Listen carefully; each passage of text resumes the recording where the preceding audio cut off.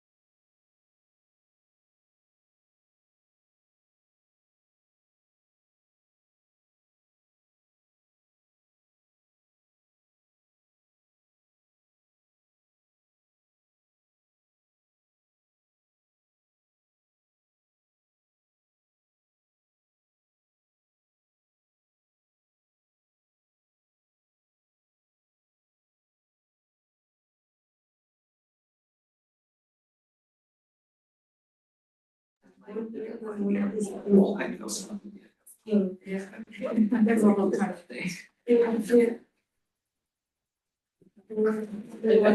read. Okay. I just saw your message. It was easy for two. I'm surprised I didn't get. I didn't Yes. get like a. Exactly. Notification, yeah.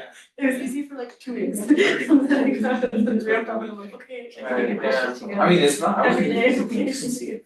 Oh.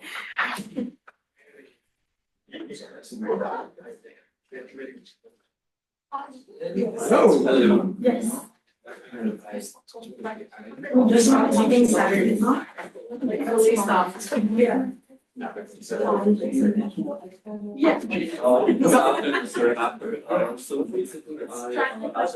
Yeah, like you just said. Oh gosh.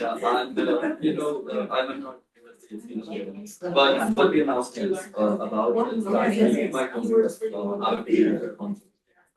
Yeah, honestly, I think from 11 to 4 or if it's stretch beyond that as well. So the class that we have before that, not with that, after Mr. Oh my God, I don't know his name. Yeah, Mr. George. Oh, okay. Well, I have good news. What day is it? We're for this Thursday. This Thursday. This Thursday. Yeah, on 18th. Yeah. And like I came to see confirmation to get class on that day. Yeah. Let me, because I have a couple of announcements about like our trust papers.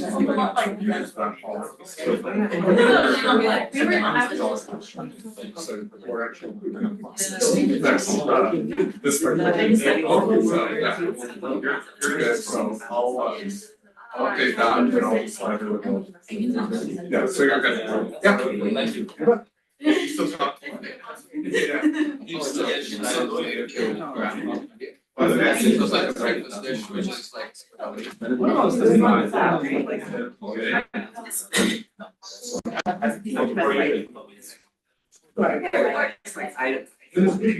mean, to be honest, I just brainstormed through the internet. I was trying to create this and I was so I wrote myself. I mean,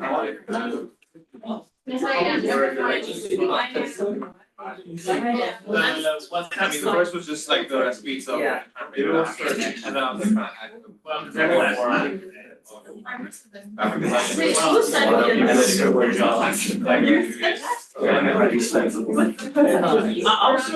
What's that? Nobody has and then this is the one that I might sleep towards because it has all the information. And then it can have some space to have some. Yeah, so like I I'll check. Okay, you know what? I wait. I just This was me working like yeah. just That's the whole time working on the This takes time, so this is pretty much similar to what we had. And then other side, we'll get to that. You want to get it. I used to read you did. It would be like, like,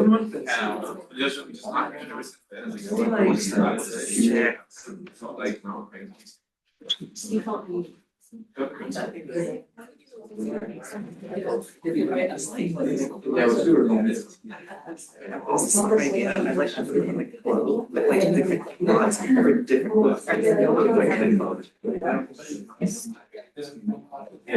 That works. It was pretty much tracked. I just said, okay, I made that.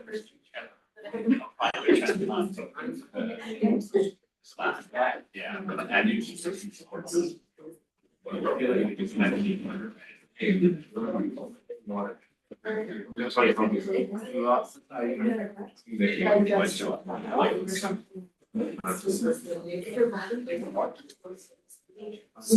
Okay.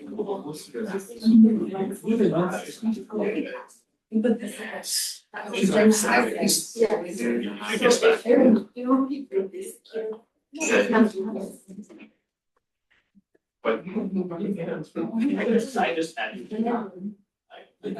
other people, yeah. Look at you guys, you're all brilliant. I love it. We'll give a couple more people online a couple minutes to join. But while we wait for that, how's everyone feeling?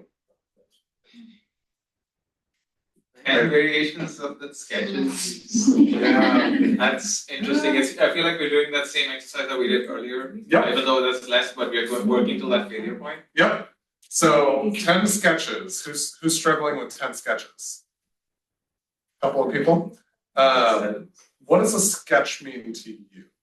What was it? Rough drawing? Yeah. Okay. What's a rough drawing? Basic plan. Basic plan? Yeah. What's a rough drawing? What's a basic plan? It's like a layout, just so you know exactly how you're gonna lay Yeah. the information out. Okay. I was struggling with that as well. Yeah. So does anyone want to maybe step up and share one of their sketches? Let's see if I have it running. Yeah, come on up. We can take a couple people. Come on up. Maybe let's do 3 people. First ones, come on down. Come on. We need some bold people to share their ideas.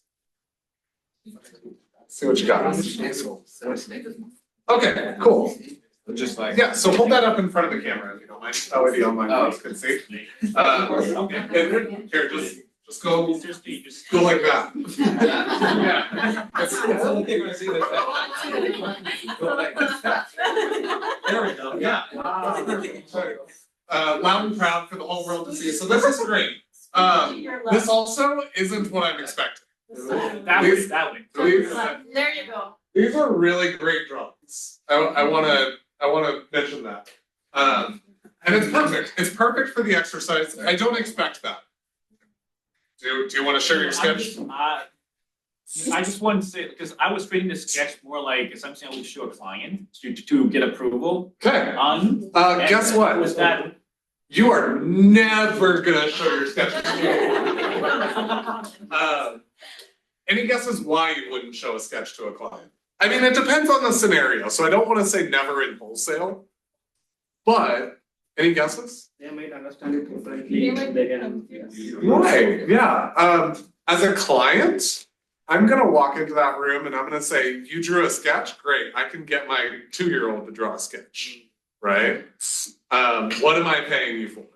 Right, so oftentimes what we have to do with our sketches is we have to refine them a little bit before we actually take them to the client. But yes. well, then in that case it was more like something for you like higher up to get approval. I guess. I would still refine it even for them because once again, you're kind of in that space. How far are you gonna refine? Because that is, if you refine too far, that's not a sketch. Good question. So I think you're bringing up some good points here. What is a sketch for?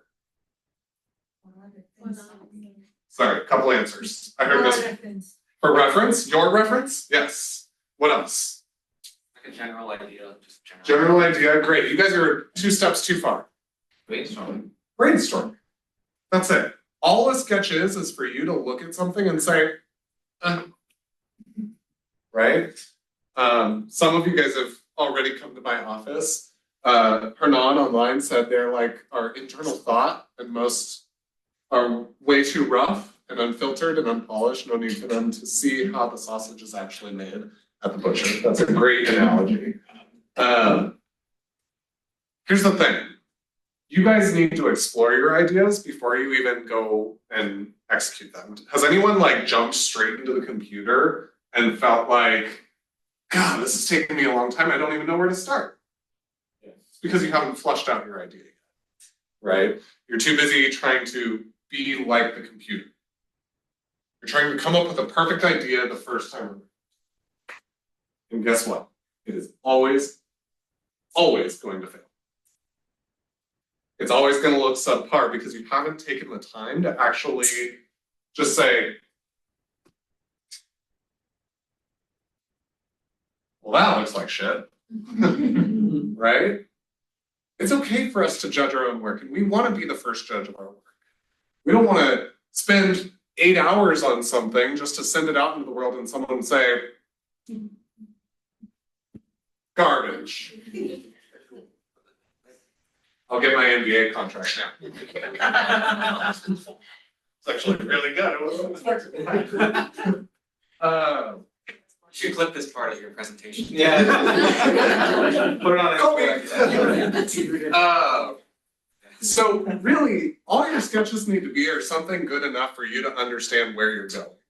And for you, good enough for you to understand, is that a good idea? If the answer is no, then why are you going to waste your time designing it? Why are you going to waste your time perfecting every inch of the darn thing if it sucks? This is a conversation I get to bring out. Sorry, Hernan, your message is displayed for everyone. I apologize. There. Oh, maybe not. Boink. There we go. I have a. I'm bringing out the speech. So bear with me here. Has anyone heard me reference the term polishing a turd? I've maybe said that once or twice. Some people might be unfamiliar. If you go out on a hike, let's say, you walk by some dog doo-doo, and you pick up that dog doo-doo and you just mush it into a ball. Go with me here. You just mush that into a ball and you mush it tight enough to where it gets nice and firm, right? And then you just keep mushing, and maybe you get some steel wool and you start polishing it, and you start, maybe at some point it actually starts to shine, and then maybe you polish it so much to the point where it has like a mirror finish, right? At the end of the day, what did you still do? You polished a fucking turd, right?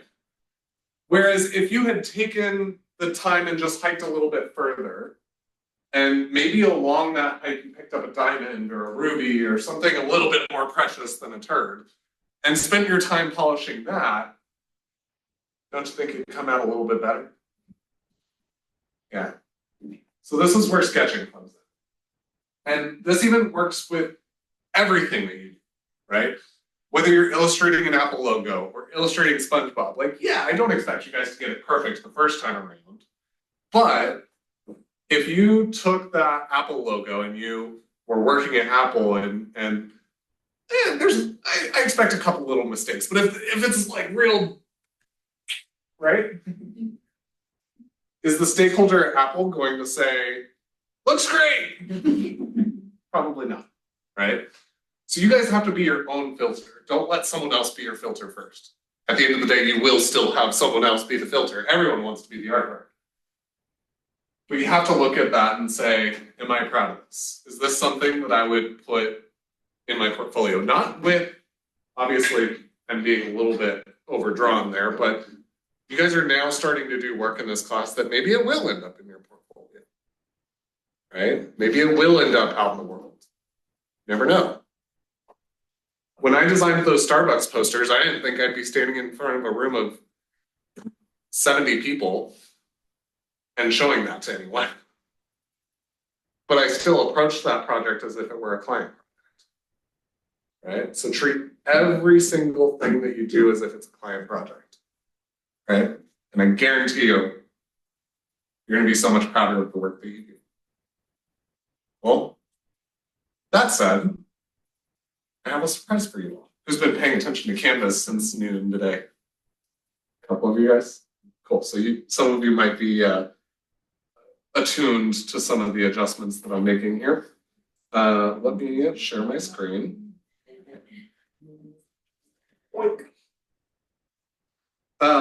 I'm modifying the plan.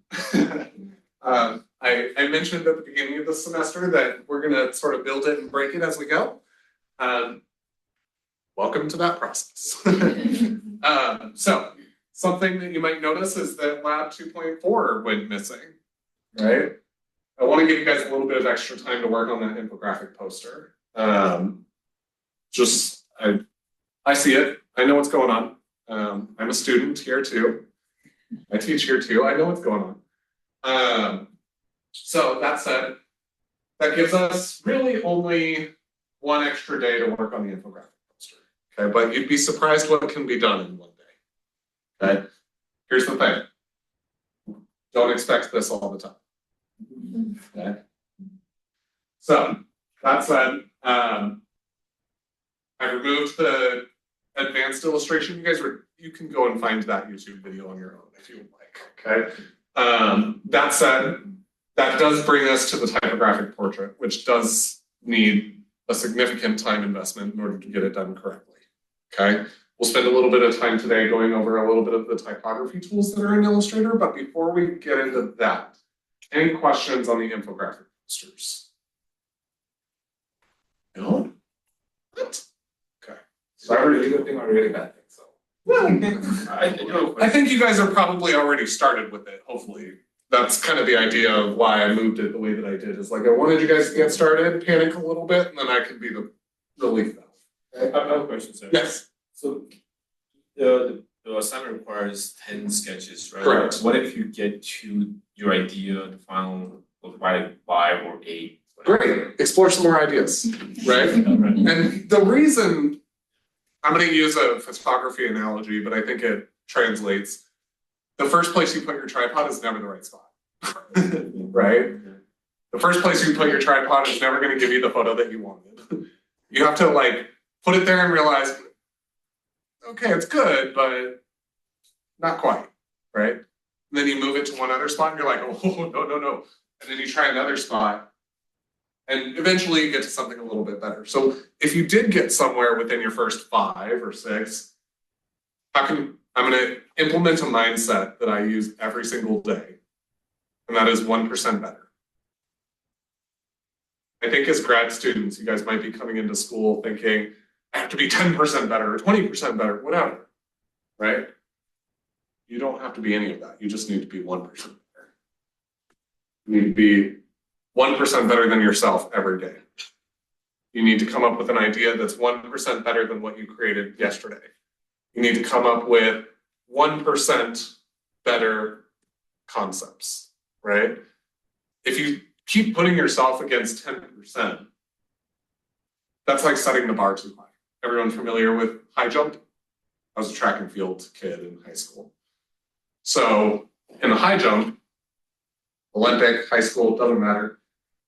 You have a big mat, you have a runway, and you have a bar. That's about it, right? And your goal is to jump over that bar. And each time you jump, you move the bar up. Set the bar way the hell up here, you're never going to get over it. Gotta bring the bar down. That doesn't mean you're any less of a designer or any less than a creative. It just means you have to take the steps to get there.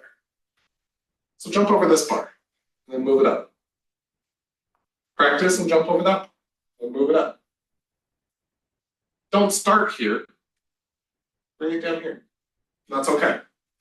Cool? I have a follow-up question. So Yes. does our 10 sketch has to be initial idea, or I can take like for example, I had like a view. I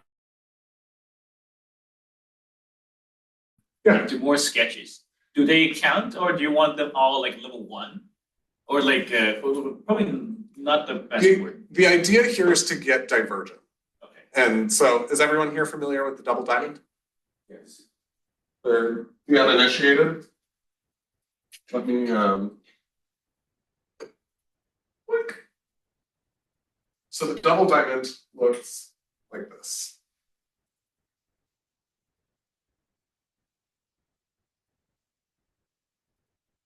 Sorry, that's a diamond and a kite, but get over it. Actually, I really need that marker back now. All right, so you have your 2 diamonds. Now that's driving me nuts, so let's try again.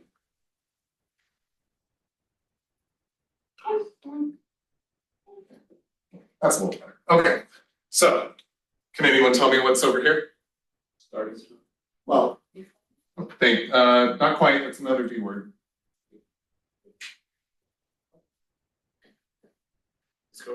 Discover.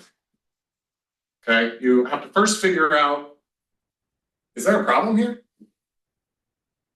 You have to discover that. Define. Once you figured out what the problem is, then you can define it. Wait a minute. Sorry. Give me a sec.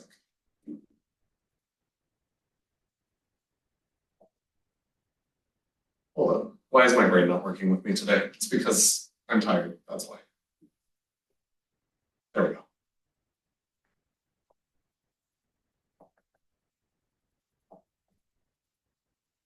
There we go. I had it right the first time. Never second guess yourselves. So discover and define what goes here.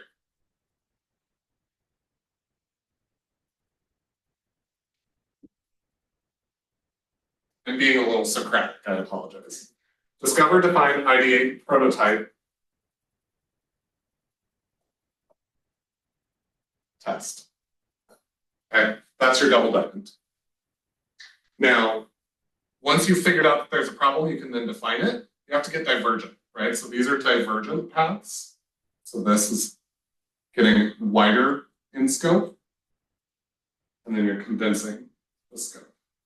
Okay, so once you've defined it, then you can come down and say, we have a definition of the problem. This is what we're working on, right? I might have this a little off, but once you've defined the problem, then you can start ideating again. This is where you guys are. So I've given you your problem. I've defined it and given it to you. I've said you need to make an infographic poster. You probably then went and found a couple of different data points. Now the 10 different sketches, those are ideations. You have to get divergent. You have to come up with several different ways that you could then solve that problem, right? Then you can start prototyping a solution, right? You don't need to go and prototype all 20 of these sketches or all 10 of these sketches or all 10 of these ideas. You just need to prototype 1 or 2. Who's in HSC 542 next door? I told my group yesterday, I'm pretty sure we're here to chew bubblegum and kick ass. And I'm all out of bubblegum. So be prepared. So that said, once you've created a prototype, then you can test it, and that gets convergent. And then what happens? That might send you back to one of those, right? Who's heard of this framework in some way, shape, or form? A couple of you guys. I see this every single semester where some belligerent UX student goes and they put it in their portfolio, like the steps of their project, discover, define, ideate, prototype, test, and then they like fill it in. That's not how it works. It's not a step-by-step process. You don't just go from one step to the next, to the next, to the next. It's not how a project works. You have to go through all of it, and frankly, you might discover a problem and then realize, oh shit, we defined the wrong problem. Gotta go back. Right? And then you get to the ideation phase, and then you realize, wait a minute, the problem we thought was a problem actually isn't the problem, it's actually something else. So let's go back to definition and redefine the problem. It's nonlinear. And if you ask me,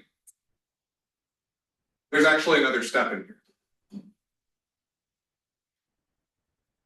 And it goes, we need new colors. There you go. It goes right here.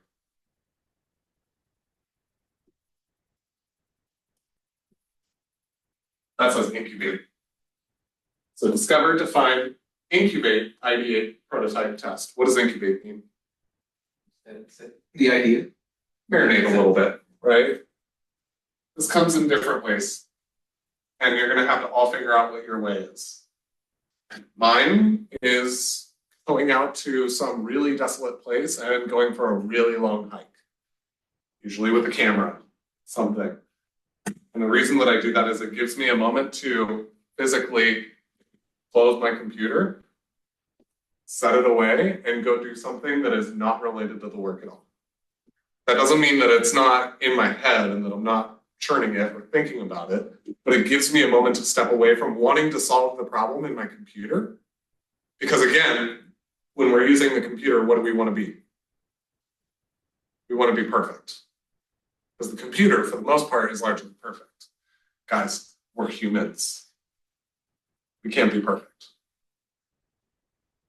Every single student in this class needs to get rid of their perfection mentality. Get comfortable with this part. Get comfortable with this part. And then better yet, when you get to the test part, or frankly the prototype part, or frankly the iterate part, get comfortable with failing. I have not learned how to be a great designer. Frankly, I'm not a great designer. I'm just a designer. I haven't learned how to be a designer by being successful all the time. I learned way more by failing. A lot. A lot. I've been fired from jobs. I've been laid off from jobs. It happens. But if you get comfortable with failing in these parts, that feels a lot less impactful. Right? A little heavy for a Tuesday morning. Afternoon. So we feel good about sketching? Is that a hand raise?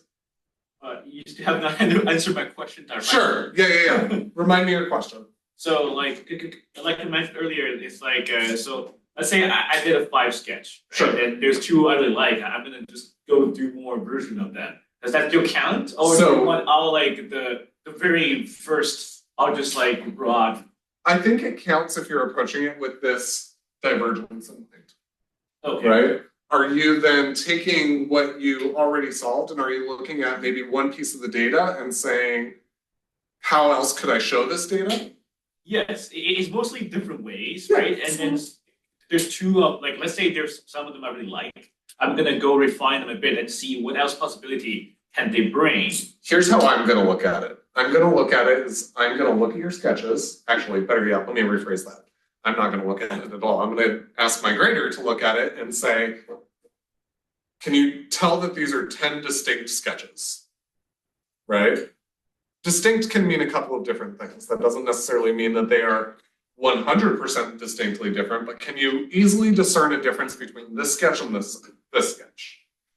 The answer is yes, you're good. Cool? Is that a more direct answer? Yes, thank you. I'm being intentionally cagey about it. Well, Thank you. any questions? There was one online. What was that? I think there's one online. Let's see. Chat. Does the topic have to be the same for all 10 sketches? I would, because by that point, by the time you're ideating, you've already hopefully defined what the topic is. So yeah, I would say try to narrow it down on one topic because otherwise you're just coming up with different ideations for different problems, and that doesn't quite get where it needs to go. Documented scenery we might have going. Yep. Okay. Cool. So that said, any questions about your guys' infographic posters? No? Is everybody else showing the sketch? Just me? Would anyone else like to show their sketches? You were the hungry victim. I apologize. Is there there a tool we're not allowed to use? For sketching, For the. I want you to use Illustrator specifically, Oh, but sorry, I meant the tool within. oh no, go crazy, knock yourself out. You're welcome to use whatever tools are in Illustrator. You can combine photos, you can use illustration, whatever gets you what you need to do. Cool. That said, I do want to show you guys a couple more tools in Illustrator. So, it's like, sorry. There.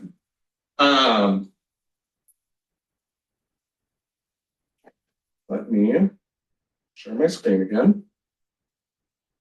One of the things that you guys has anyone read ahead to this assignment? Yeah. So this is what's called a typographic portrait.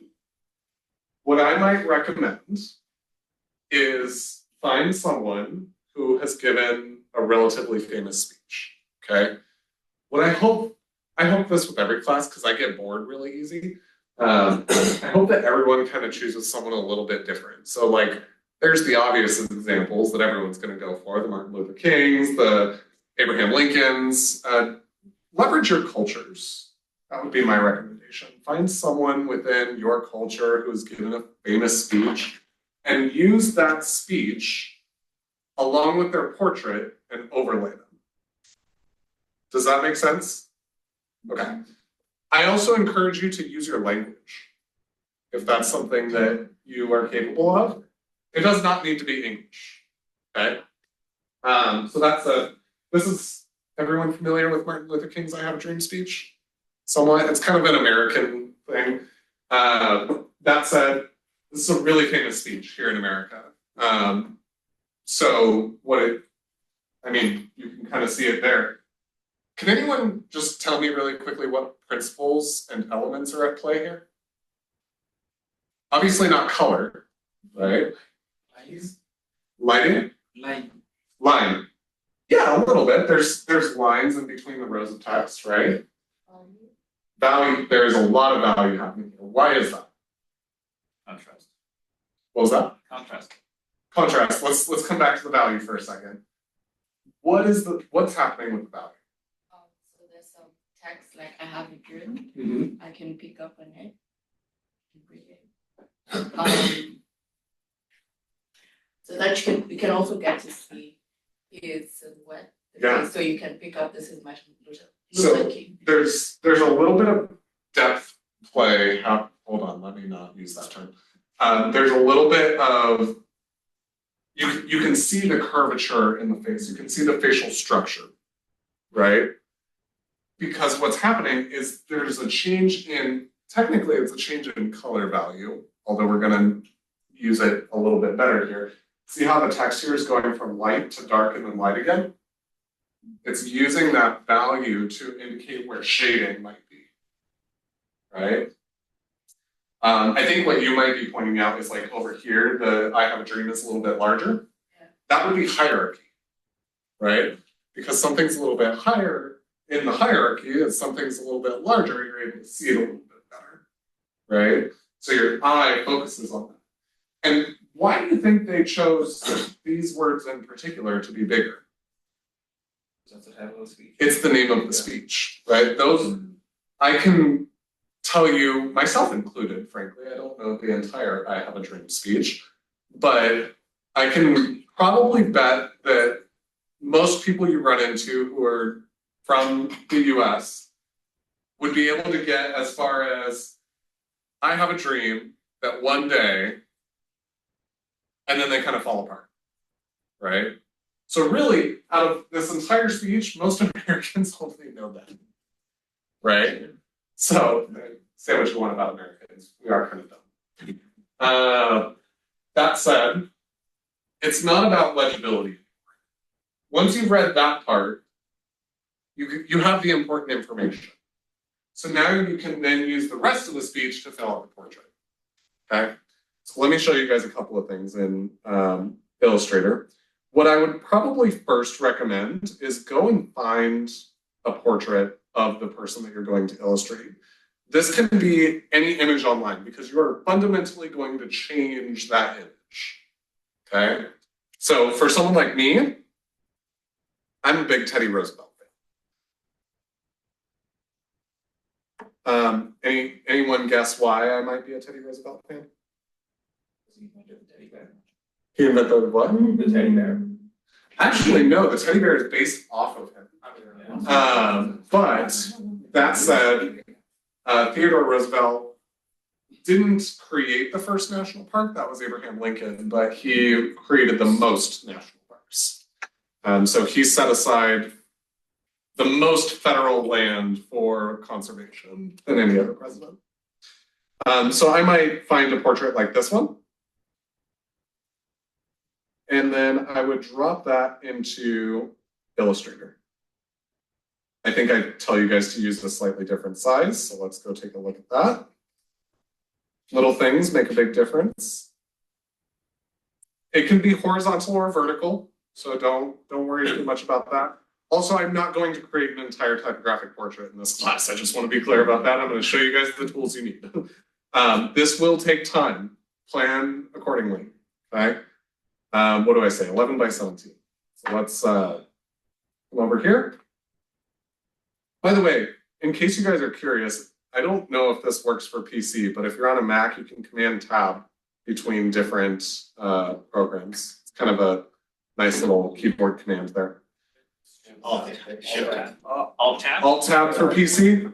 That's between Windows, and if you're inside, like say your Safari or something, if you hit Control Tab, you jump between tabs. Oh, okay. Interesting. All right, I want to show you guys something. Notice here, excuse me. Notice here how I set up my width to be 11 and my height to be 17. What does that mean? Your portrait. I'm portrait orientation. Now, obviously this isn't like catastrophic. If I needed to go back in and like, shit, put 17 and 11, that's not too much work. But remember, we make money by how fast we can go, right? I can just change the orientation by clicking there. Okay. So we've got that. You guys still don't really need a bleed here, although if you plan on doing a full black background, which is probably what I would recommend for this one, and let's say even if you were to do it digitally, having a bleed is nice so you don't get those white edges on your frame. You might just set up a 0.25 inch bleed, quarter of an inch. You probably don't even need that much. That's mostly standard. You'll either see 0.25 or 0.125. Whoa. 0.125. What's 0.125? Oh shit, hold on, you guys are international. This makes it harder. 0.125 is an eighth of an inch. Okay, so there. Don't ask me centimeters. So we've set up our bleed. I'm going to leave it as CMYK color for this and make sure that we have it at 300 ppi. I can also take time now to name it.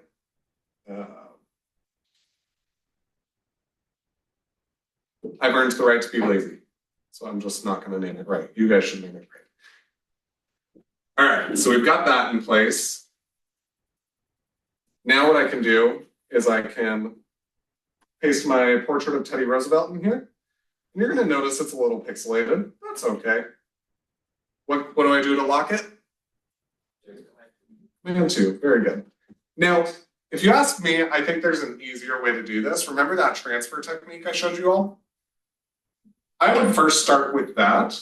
I'm going to show you guys digitally. That way online can sort of see some of the zones that I'm working with here. But you want to set up zones, color zones, value zones, rather. So if you find a more modern speech that you're working with, you may want to take the time to convert whatever portrait you're working with to black and white. That'll give you a little bit more of a perception for those zones, okay? I'm going to use my pencil tool, that's N on the keyboard, and I'm going to look for values of high contrast. So I'm looking for things like white, middle gray, maybe a lighter gray, maybe a slightly darker gray, and then something closer to black. You don't really need anything more valuable than that, okay? So just by looking at it, we can kind of see that there's a little bit of a highlight point on his cheek here, right? Same thing on this like brow zone up here on the top. A little bit on his nose, a little bit on his chin, right? So let's start by outlining those. I would say this highlight, whoop, hang on a sec.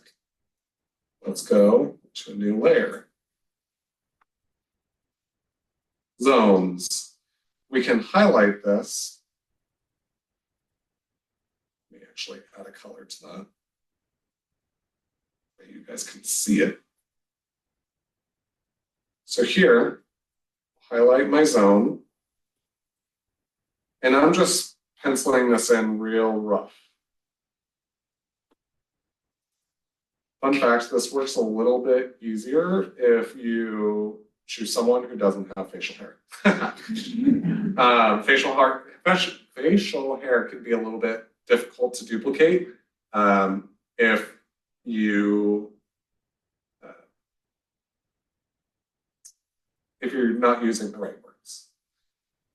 So I would say that just like that, maybe a little over here. We kind of got the highlights in there, yeah? So I might come over here and I might name this highlights. Actually, let's make a group. I'll select these paths within my zones. Can anyone tell me what keyboard command for grouping? Command G or Control G if you're on a PC. Now I can name this group highlights, right? Now we can maybe try a different color. Let's go for something yellow. Now let's look at the shadows. So obviously the hair up here. Again, I'm not being super precise, nor do I have to be. So there's one part. I should probably come in here. That might be a gray.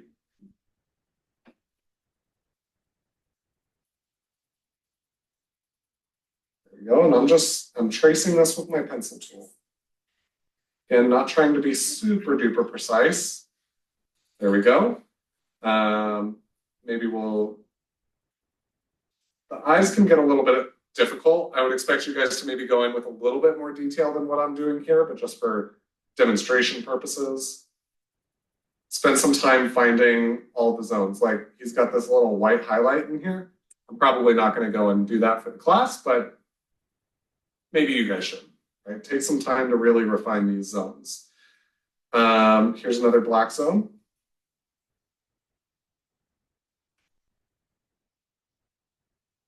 Boink. Oh no. Okay, so something's happening here. Okay, did you guys see what happened?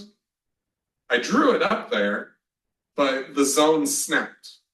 Okay, so what I can do is I can come over here to my pencil tool and I can adjust the tolerance. I want it to be a little bit more accurate. Just maybe somewhere in there. So now let's try again. Just draw around this. That's a little better. Yeah? Okay.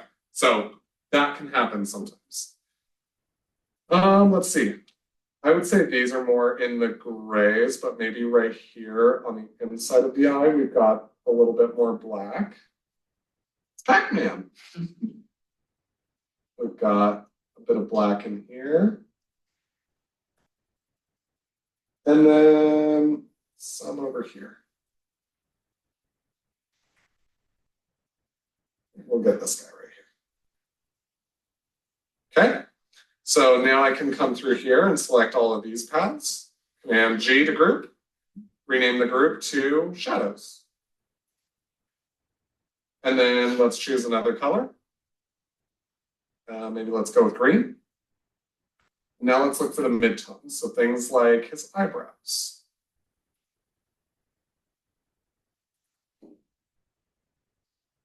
Right there. We said this up here would probably be a good midtone. Let's go for the lips. There's probably some shadows in there.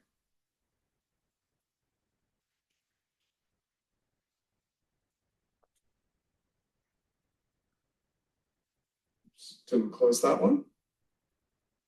Let's try again.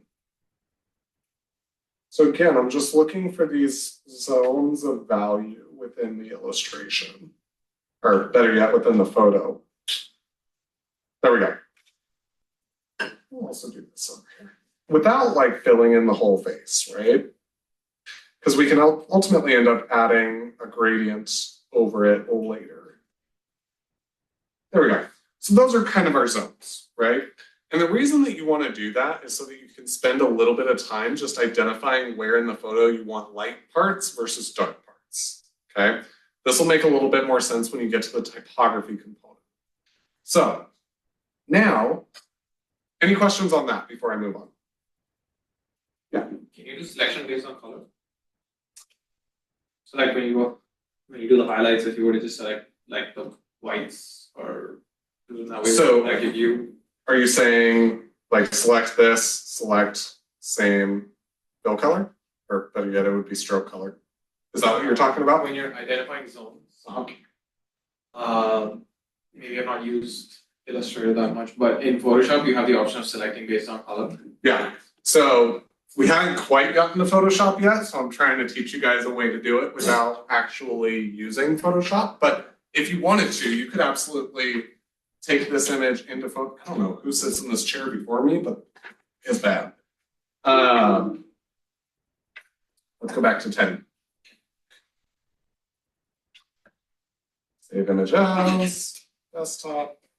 You could absolutely go into Photoshop and pull the levels a little bit. I don't expect you guys to do this. Do you pasteurize it? You could, yep. So if you really wanted to see highlights, there you go. You could crush those shadows a little bit. And then you could even come up here to filter. Hold on a sec. So like if you're here and then if you go to select and then you choose by color range, yep, and then you just select the area that you want. Correct. That just give you the zones. It could, but you're going to sit here for a long time figuring out those colors, and it's not going to be vector. Because remember, it's raster. So, I mean, yeah, you could. You could also come over here and you could do it from channels. There's your.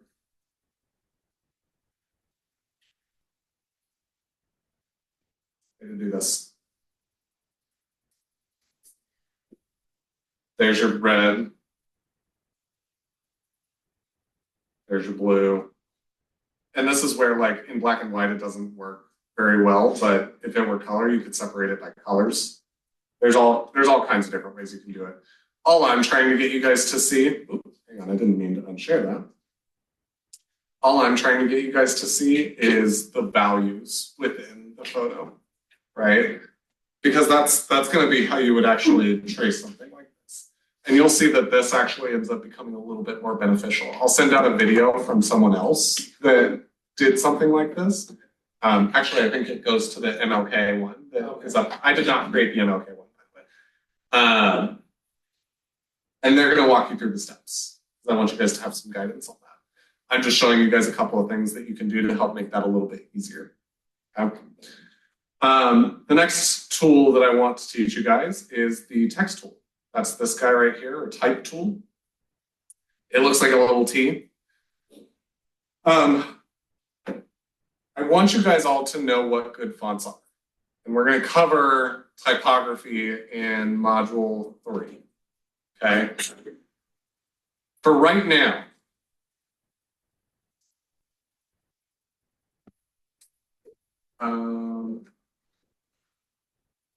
yeah, I think I can do this. Let me stop sharing. Right now, online, are you guys still able to hear me okay? Feel free to just come off mute, one of you guys, and tell me if you can hear me. Oops. Anyone? Sorry, guys. Oh no, you're fine. I can hear you just fine. We Oh, we can't hear messages you. in the chat. Right, I forgot this. All right, I've got to keep that down. I was going to try to buy me some more board space so that way I can write bigger, but we'll do it this way. Professor Strong, can you try again? Yes. Cool, we're good. Thank you. Okay. So we do have some messages in the chat. Yeah. One question is, does the topic have to be the same for all 10 sketches? Yes, covered that one. That's for the infographic poster. I would like for all of your sketches to have the same 10 source content. Okay, and then any topic for the speech, like any topic. Any topic is fine. Yeah, it can be any person, any topic. I mean, Can it be like a movie speech? movie would be fine. I don't think I need to say this in a room full of grad students, but if I would open it and I had a 3-year-old sitting next to me and it would not be appropriate for them, don't do it. Okay? If you have some curse words in there, fine, but keep it PG reading. I hope that covered my bases there. I think I got the point across. Anything else in the chat? That's it. Okay, cool. And yeah, I do see one in there that a black background is specified in the instructions, and that's just due to the tonal values that we're working with here. Okay, and that's where that'll come into play. I was doing something, which was fonts. Yes. Okay. Forbidden fonts. Okay. Papyrus. Can you guys see that online? Is that just atrociously not contrasting enough? It's really hard to see. If you can use a darker color, that would be better. Yep. How's that? Yes, that's better. Papyrus, Comic Sans, Enter.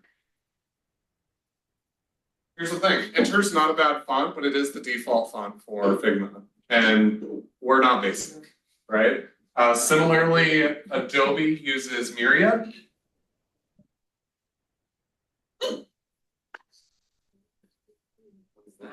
I think I spelled that correctly. I probably didn't though. Myriad, keep that one off. Joker, because that's the thing. Curls MT. I'll just put curls. Professor Storm, help me out here. Forbidden fonts. Well, you got the two best ones. Papyrus and Comic Sans drive me crazy. Yeah. Fun fact: go to any like olive oil shop, and it's just littered with Comic Sans. Or I'm sorry, with papyrus. Someone out here mentioned Roboto. I have some personal sins with Roboto, but it's a good font in the right scenario. Okay. Roboto, for whatever reason, has become the default font for that. I think I'm a designer. I see it. It's a ubiquitous font, right? It works well in a lot of scenarios, but it's become the new. Here's another one to add on here, Avenir. I would put Avenir and Enter in the same world, where Avenir is a great font and it is used for a lot of things, but it is used in a lot of things, right? Every tax document in the world has been written in either Avenir or there's another one and I can't think of it right now. Avenir is the most common, I think. So it's been synonymized with like government forms. And the two which was mentioned online, which I was also gonna ask. Well, Arial and Times New. Arial and Times New. Arial, actually, that's the other government font.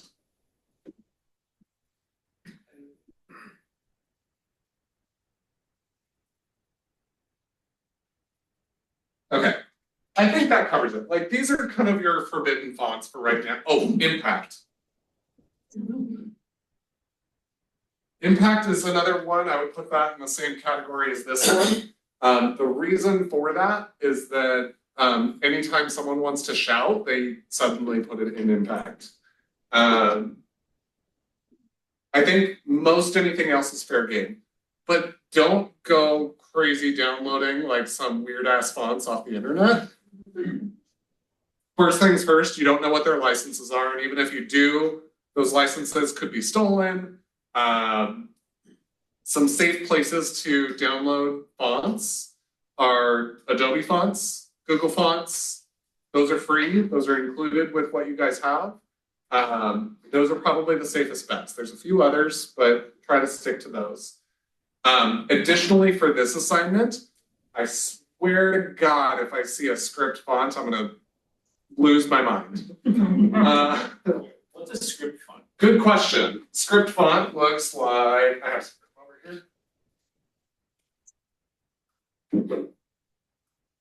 Like cursive. Okay.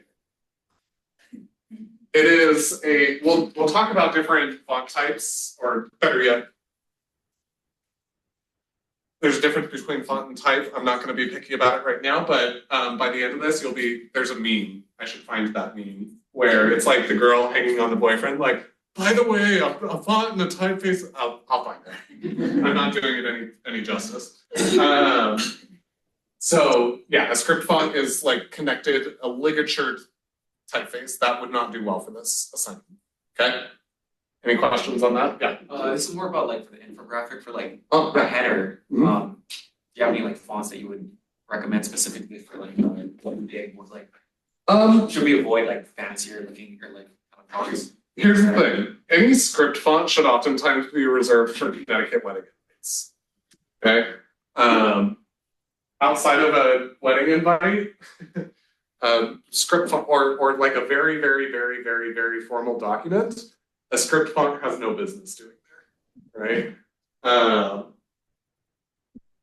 I would say that for headers, typically a sans serif font, we'll talk about all of this later, but the difference between a serif and a sans serif is like this.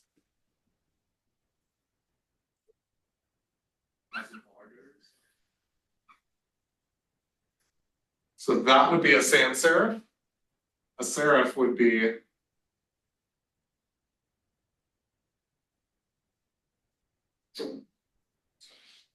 I apologize. the hiccups. Yeah. No worries, it happens. That would be a serif over here where it's got the points on the end. This is sans serif. We'll talk about all that. Just so you know, we can only see what is being shown on the screen. So it's like a copy of a copy, which is really hard to see. Yeah. Oh, wait. No, never mind. Can you see off on the edge of the screen there? Yeah, sorry. Okay. It's My a little, bad. I'm trying to do board writing without a digital board, so. Yeah, no, I had something over the top of my screen. Okay, cool. So that said, I'm not going to be too picky about your guys' font choices, but I do want you guys to know that is, guys, wars have been waged over less than fonts. Okay. So just please use fonts responsibly. Okay. So I was talking about Illustrator. Let's get back in. Desktop. There we go. So right here, I mentioned Myriad. Did I spell it right? Nope. I mixed my I and my Y. Damn it. Don't use Myriad as your default font. I think the next, probably most common choice that a designer would go to would be Helvetica. Guys, I have some other thoughts about Helvetica. Helvetica is nice. But it's also, again, just one of those standard designer default fonts, okay? It also has a lot of what are called idiosyncrasies that just make me nuts. But that said, Helvetica is fair game. You're welcome to use that. I would encourage you to maybe try finding a font that you would think might be somewhat period appropriate. Again, avoiding those script fonts. Try to find something that feels like it matches the mood of the person. So if I were going for Teddy Roosevelt, I might try to find, I don't know. Where is it? No, that's not it. There it is. So this is, oh no, not Molly. We'll go for Ulysses, which I recognize as a different president, but it fits. Oh, do I not have anything Ulysses Light? Oh, I know I have this whole font set. It's one of my favorites. I used it on Arcadia Trail. Damn. Anyways, we'll use TT barrels. Why not? I would probably recommend something a little bit bold. Okay, just to kind of get you guys through it a little bit better. You can also just, for the most part,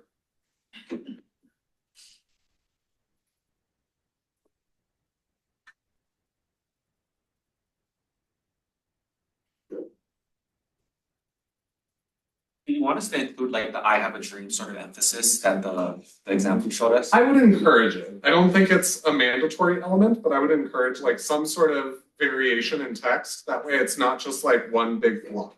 You're gonna have to break it out anyways, just so that you have some different flows and that it can match the rhythm.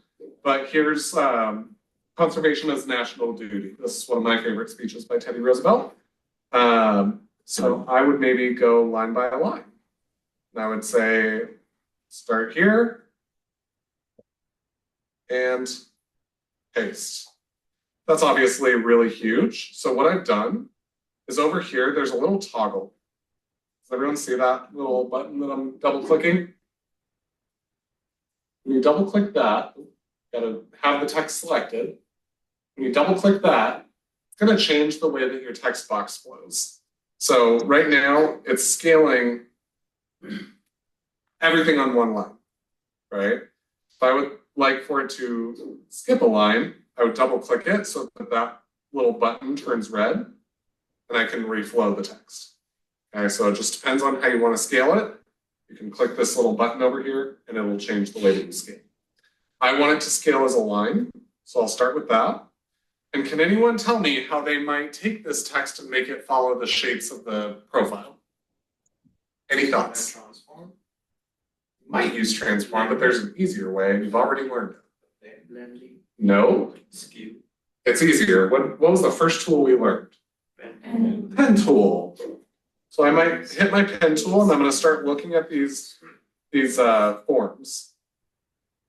Let me make a new shape. Text. I'm going to click on one end, I'm going to pull it, and I'm going to try to follow the shape of the contour. Did everyone see that? Let me change the color here. Let's go for blue. Okay, there we go. And I'm going to turn off the fill.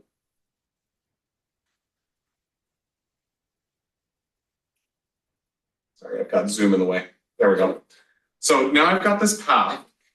And when we come back to this type on a path tool here, if you click and hold it down, you get several options. Okay? Can anyone tell me what I might be looking for based on the options that are there? Type on a path. Good. You guys are so smart. Look at you. Now I can come over here and I can click and my type, do you see how it's all wiggly? Yeah, no more clip art for you guys, right?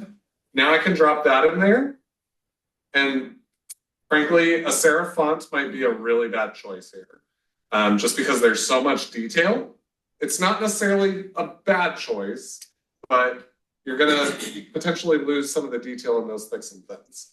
So, you know what? Screw it. We're going with Helvetica. Here's the thing. I want you guys all to know that I am not worried about legibility per se on this.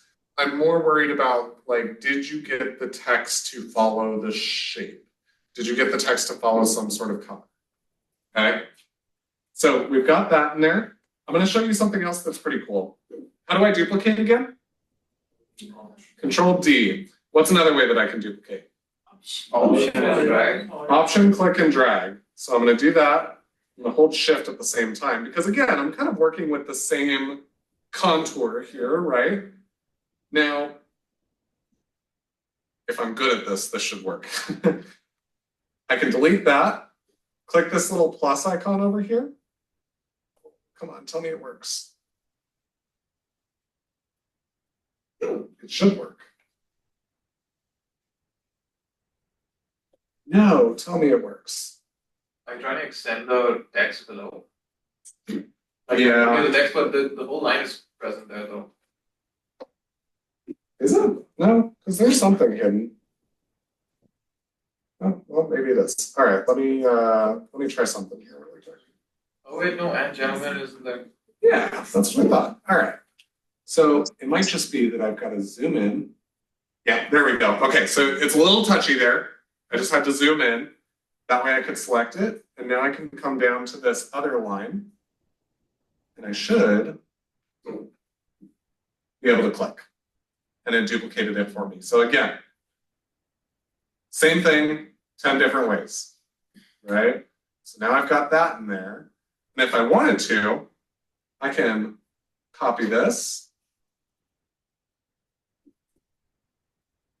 paste it in. I can make this, oops.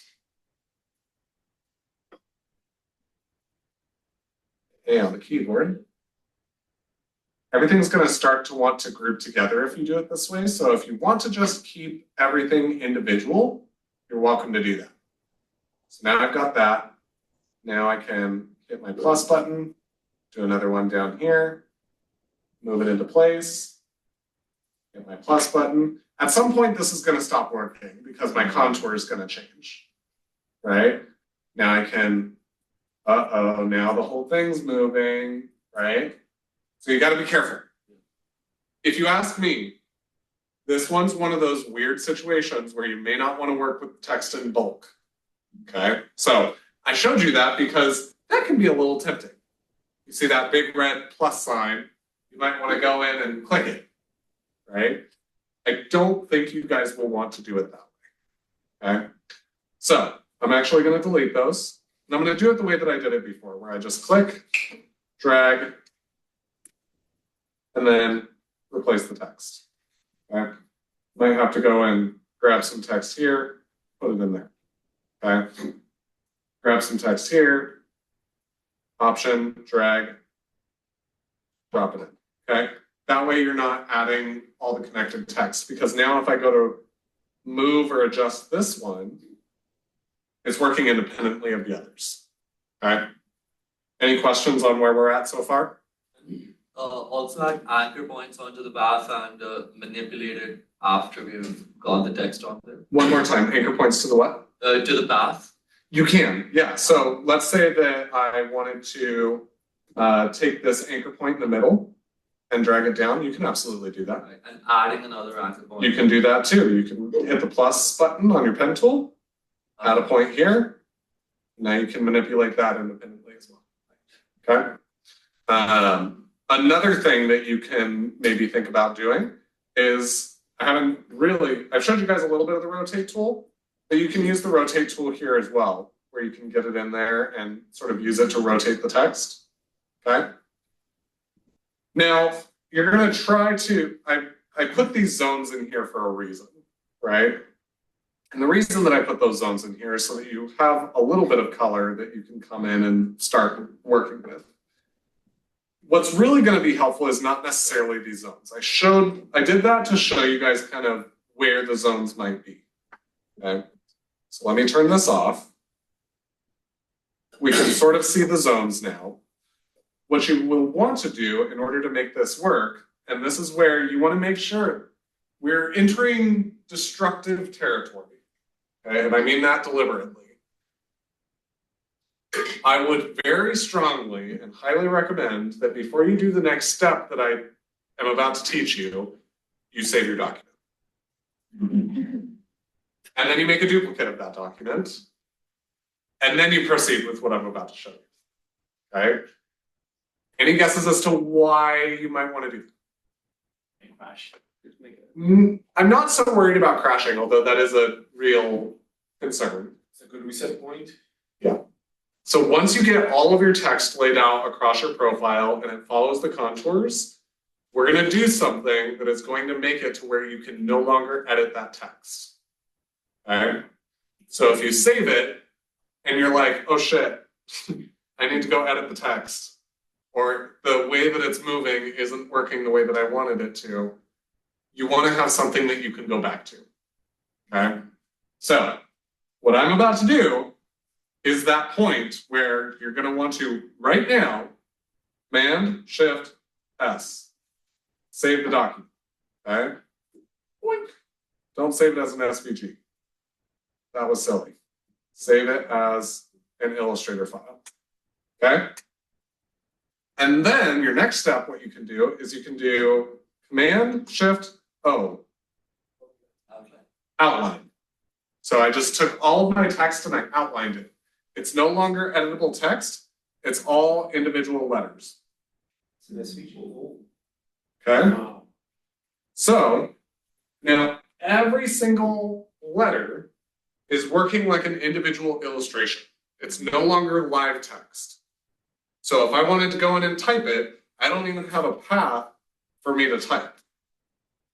Okay? That's why it's really important that you save before you do this. Okay? Get all your text laid out, get it all following the shape, save, then outline. In case you want a different way to do that, and just to be clear, you need to have all of those items selected before you outline.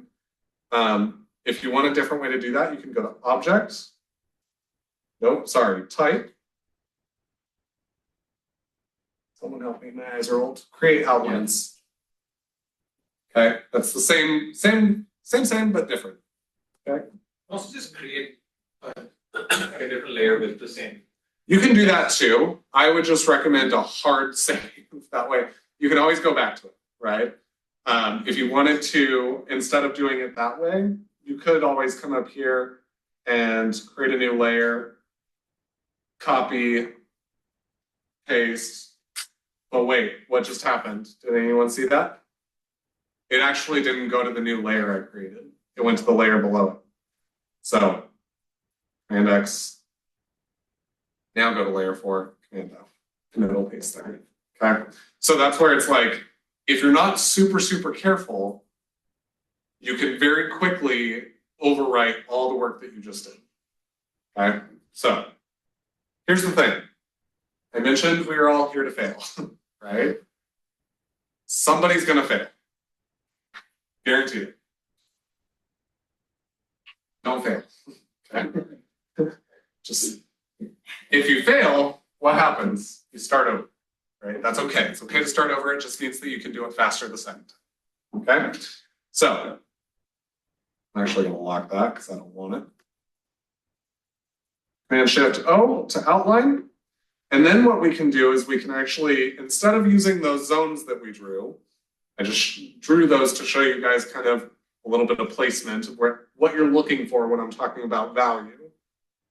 We can hit our rectangle tool, better yet our marquee tool, draw our marquee over the text, and we're going to use a gradient. You don't have to click and drag. Better yet, I'm going to start with a solid color.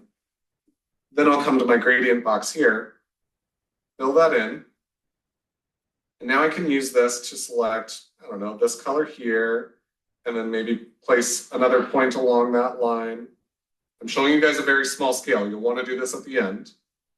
Grabbing my eyedropper tool, select a color there, place another point here, grab my eyedropper tool, put another point there. Wait a minute. Eyedropper tool, point there. And notice how it's creating multiple values there? That's what you want.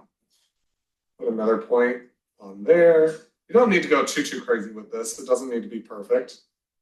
Grab my eyedropper, another point there, and then we'll go to this end point and grab one of these dark colors there. So now we've got that. I'm going to send this to the back. Do we remember what send backward was? Command bracket. Do you know what send all the way to the back is? Command Shift left bracket. There you go. Should be Command Shift left bracket. Yeah, there we go. All right. Everyone stop what you're doing and pay attention. You are going to forget this part. Guaranteed. You are going to do what's called creating a mask.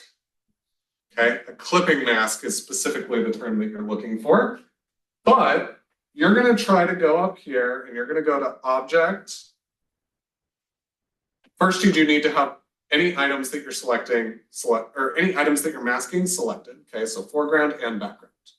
So here I've got the text and the gradient that I just made selected. Okay. And then what you'll probably end up doing is you'll go to object, and then you'll go to, does anyone see mask? Yeah. Where is it? Down here. You'll go to clipping mask, and then you'll go to make. And then you'll do that, and you'll wonder, why in the hell is it not working? There's a step you have to do before that. So we're going to start by selecting our text. We're going to go to, there is a quick key for this, so it's Command 8, I think, but I'm going to show you the long way. You have to first make a compound path. Let's go back to English class for a second. Compound meaning what? Combining, right? Compound meaning everything, right? I'm compounding everything that I've selected together. So right now I only have the text selected. I want to make a compound path out of that text. Boink. Quick key for that, Command 8. All right. Now that I have a compound path of that, I can select the text and the gradient, do Command 7 to make my mask. And it doesn't look like it, but goddamn, I just did it. The less you can see it, the more accurate it's done, right? Correct. The less you can see it, the more accurately it's done. That's a great analogy. I'll hit my marquee tool. Here's why a black background is so important. Watch this. Ah. Now you can start to see it, okay? The more of these, I said I wasn't going to do an entire portrait because you can see how long it's going to take, but the more of these lines of text that you have, the more it's going to start looking like the actual portrait, okay? Take your time with it, have fun with it. We do like a technique where we go from left to right with the face, the whole thing, and then we use gradients in between, like briefly. Obviously, for example, if you're going from the right side to the right, this side, Yeah. you're going over the nose, right? Sure. So can we not create text over it, or do we have to go part by part? I would, I'm open to it. It's a little hard for me to say without seeing it, but what I would recommend is make sure that each line is, it doesn't need to be legible from a size perspective, but make sure you're working with individual type and that that row of type would be readable if it were bigger. It should be text if you zoom in. Yes. Also, make sure that as you are sort of designing it, that you're paying attention to some of the hierarchy, right? If something within that speech is more important or said with more gumption, right? Like whatever that is, emphasis, try to emphasize that, right? Any questions on this? The clipping maths, yeah. Let me go back. I'm actually gonna, hold on a second. I'm gonna cut that.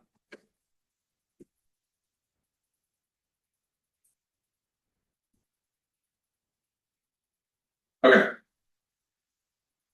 So right now we have my text that is just outlined, right? Once I have my text outlined, I need to make a compound path. What's the quick key for that? Command 8. What's the other way that I can do it? Object, compound path, make. So which way's faster? Keyboard commands. Just get used to it, guys. You're gonna have keyboard commands in every program you use. Okay? And then what do I do?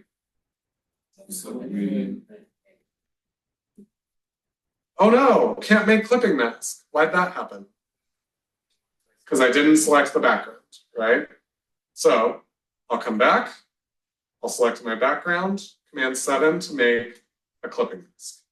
What's the other way that I can make a clipping mask? Object, clipping mask, make.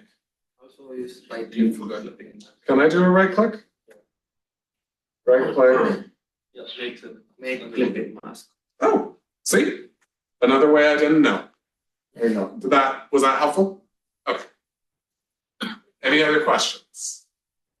everyone feel confident going into this? Couple no's, couple yeses. Guys, this is hard. Okay, I won't stand up here and lie to you. I've done this once, thoroughly, but that is all you need to be traumatized by it. Okay, I promise not to do it again after this. But I was reading some. Let me stop sharing my screen. I was reading something this morning about how just because you went through the trauma doesn't mean you have to put everyone else through it. I absolutely do. Guys, this assignment, one, gave me an understanding for the power that Illustrator has, but it also taught me a lot about myself as a designer. It taught me that I was actually better than I gave myself credit for. Okay? Spend the time with it. And if you get frustrated with it, go incubate. So Okay. I have a couple of questions that I want to voice here. Yes. As far as the black background, we need to have that. If the image of the individual that is being used has a lighter background, we can just pop that little guy right out of there and put it on a black background, yes? So this is kind of the beauty of the assignment. I would recommend take whatever figure you're illustrating or texting and convert them to black and white, because what that's going to give you are those values. I would also recommend it ought to be a real person.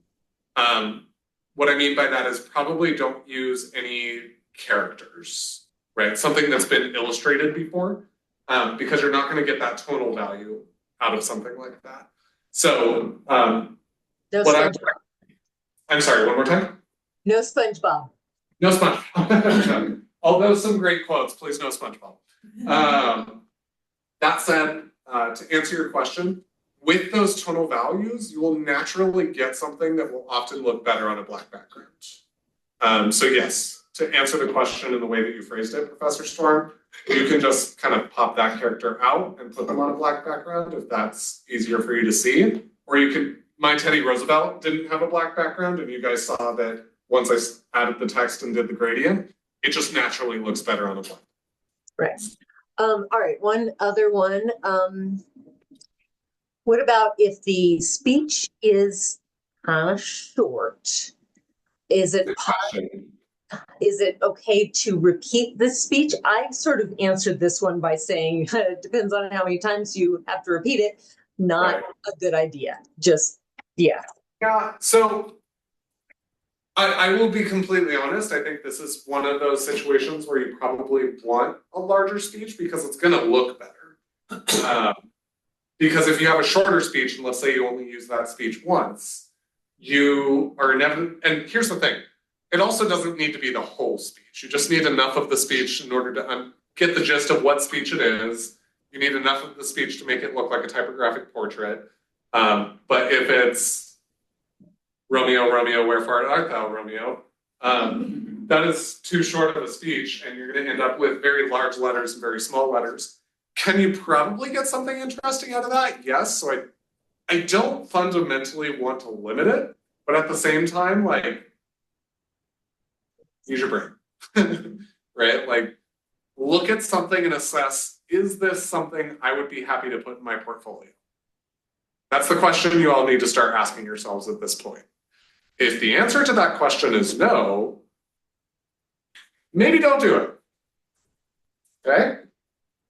That's not to say that every single thing you're going to do in this class is going to go in your portfolio, but start thinking of it that way. Okay, one more question. What if we want to do a mix of quotes, or does it have to be a single speech? I really want it to be a single speech, only because it is a typographic portrait, not a bunch of portraits, right? So ideally that speech and that person should link. So yeah, I'll put a line in the sand on that one. Yes, the speech and the person should match, and it should be one person. Did that answer the question? One speech, one person, one speech. One person, one speech, yeah, and co-related. Good? So for the, oh, wait, nope. I meant if the quotes came from the same person. Right, but we want a longer speech, not individual quotes. We want speeches, not quotes. Yes, that's a good delineation. Yep. Cool. I think that that's it on the chat side of things. Awesome. Any final questions in here? You feel good with a little extra time on the infographic poster and just monitor the time on the typographic portrait, okay? Be free. Oh, really quickly, before everyone goes, there is a career fair on Thursday, okay?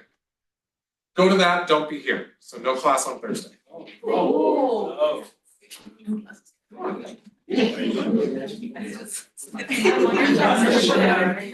Oh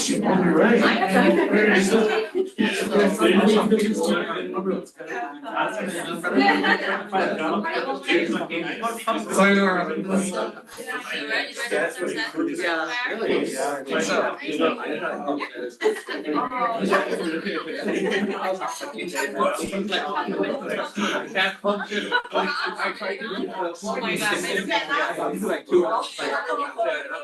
god. Oh my god. Yeah. This is actually a best one. I didn't know what to